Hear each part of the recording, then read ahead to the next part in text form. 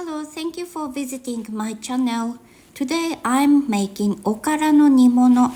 It means simmered soy pulp. These are the ingredients. I have a list of ingredients and quantities in the description below. Please check it. This is okara. Okara is soy pulp. It is the leftover product from pressing tofu, which makes it super cheap. You can find it at the Japanese supermarkets. And today I'm going to use dried mushrooms and dried kelp as dashi agents. Essentially, dashi is a broth made by steeping ingredients to release their umami efficiently, adding depth to Japanese recipes. To extract the umami effectively, you need to soak them in water for 6 hours. So, if you are planning to make this recipe, it's the best to soak the dried shiitake mushrooms and dried kelp in water the night before. If you are in a hurry to make the dashi, you can pour hot water over them and wait 30 minutes. That works too. Now that the dashi preparation is done, let's chop the vegetables. Carrots take longer to cook through, so cut them relatively small. Quarter them lengthwise, then slice into about 5mm pieces. This cutting style is called ginko cut because the cross section resembles a ginko leaf. How poetic, right? Next, let's cut the green beans. Cut them into pieces slightly larger than the carrots because green beans cook relatively quickly compared to carrots. Adjust the size based on how quickly each ingredient cooks thoroughly. That way, everything finishes at the same time. For the green onions, trim off the root and slice into thin round. Kokuchigiri means cutting into thin rings like slicing a tube into coins.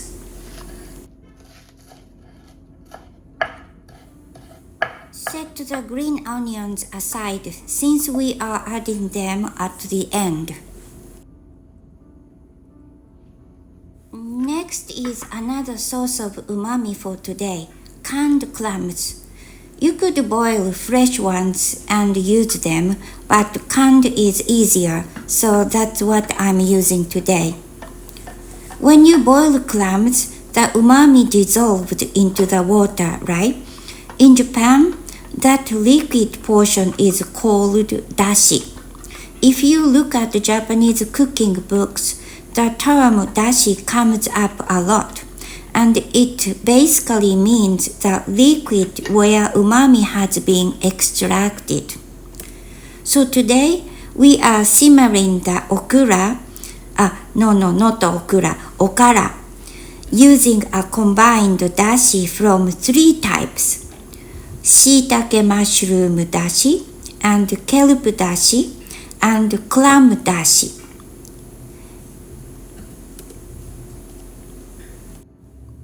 Now chop up the shiitake mushrooms that have finished giving up their dashi.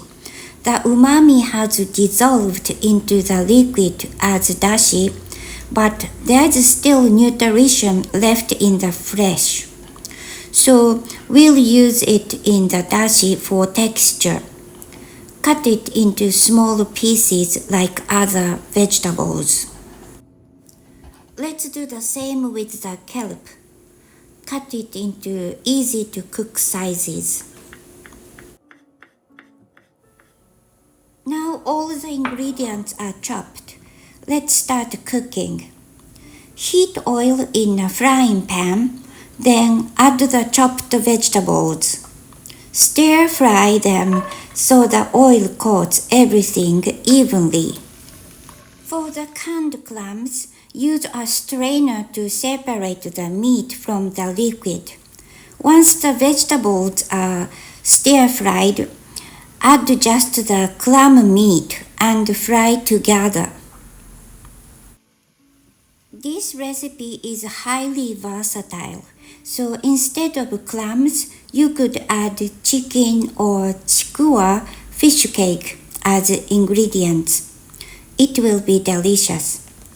Enjoy it with whatever's in your fridge. Once everything is coated in oil from stir frying, add the okara. This okara is fresh from a tofu shop, but there is also dried okara available that has been processed for longer shelf life. So give that a try too. Honestly speaking, okara itself is pretty tasteless and not exactly a gourmet treat. It's no flavor bomb that's going to blow you away with deliciousness, but that's why I wanted to introduce it here. It's packed with dietary fiber, super cheap to help your grocery budget, and a casual way to learn the basics of Japanese cooking like using dashi, soy sauce, and mirin. These days, younger people are not making it as much, but it's a classic Japanese home-cooked dish that brings back memories of grandma's kitchen and that comforting nostalgic taste passed down through generations to generations. For seasoning, add 2 tablespoons of mirin, then add 1 tablespoon of soy sauce, and finally 1 teaspoon of salt. Here is a mini tip. Adding mirin and soy sauce in equal amounts works for most Japanese seasonings. However, today we want the okara to finish with a light color. So if we seasoned only with soy sauce, it would turn out brownish. That's why we are adding a small amount of salt for the saltiness. If you use only soy sauce, it gets too dark, and if only salt, it lacks umami. So think about the balance when you're adding. Now let's add the dashi. Combine the shiitake dashi, kelp dashi, and clam dashi to make 2 cups total and pour it in. Now I added 2 cups of combined dashi, right? The amount of dashi to add practically depends on how much water has been squeezed out of the okara you bought. So the key to making it tasteful is to adjust based on the okara's condition, actually. When you are making this dish by yourself, adjust the dashi amount or okara itself or simmering time according to the state of the okara you are using.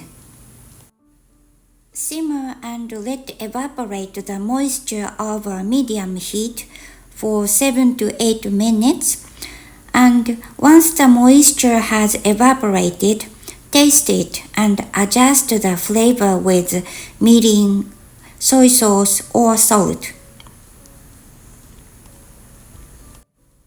This time I added 1 tablespoon each of mirin and soy sauce. This dish might seem plain and unassuming, made from an ingredient that's essentially food waste and lacks flavor on its own. Making it taste good can be quite tricky, but that's exactly what makes it great for learning to cook. Master simmering okara well, and before you know it, your overall Japanese cooking skills will level up without even realizing it.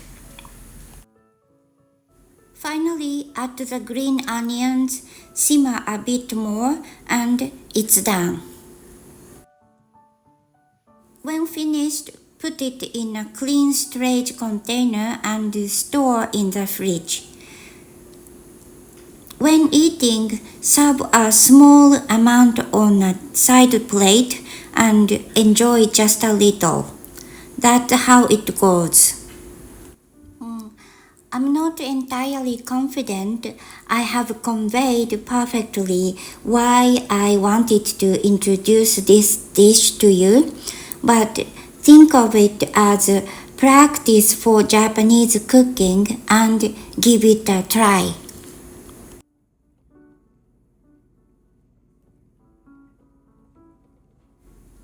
Thank you for watching till the end. Hang in there and give okara a try. Keep practicing and you will get the hang of it.